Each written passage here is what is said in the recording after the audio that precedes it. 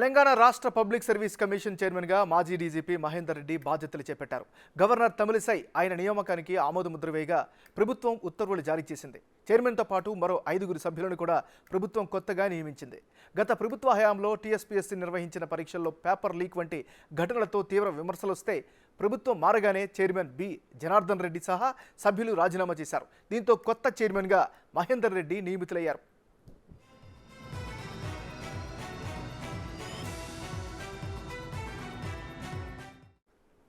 ఖమ్మం జిల్లాకి చెందిన మహేందర్ రెడ్డి 1962 డిసెంబర్ 3న జన్మించారు. ప్రాథమిక విద్యను నల్గొండ జిల్లా సర్వేల్ గురుకులంలో పూర్తి చేశారు. ఆ తర్వాత వరంగల్ ఎన్ఐటీలో ఇంజనీరింగ్ పూర్తి చేశారు. 1986 బ్యాచ్లో మహేందర్ రెడ్డి ఐపీఎస్కు ఎంపికయ్యారు.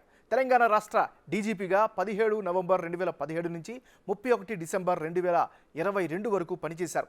దాదాపు 36 సంవత్సరాల పాటు సర్వీసులో కొనసాగిన మహేందర్ రెడ్డి 2022 డిసెంబర్ నెలాఖరులో పదవీ విరమణ చేశారు.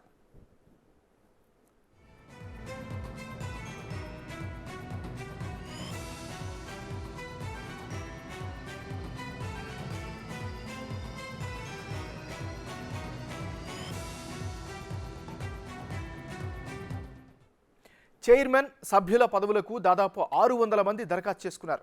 ఇప్పుడు బోర్డు సభ్యులుగా retired IAS Anita Rajendra, Indian postal service retired ఉద్యోగి అమీర్ ఉల్లాఖాన్, జేఎన్టీయూ ప్రొఫెసర్ నర్రి యాదయ్య, యరాబాది రామ్మోహన్ రావు, పాల్వాయి రజనీ కుమారి నియమితులయ్యారు.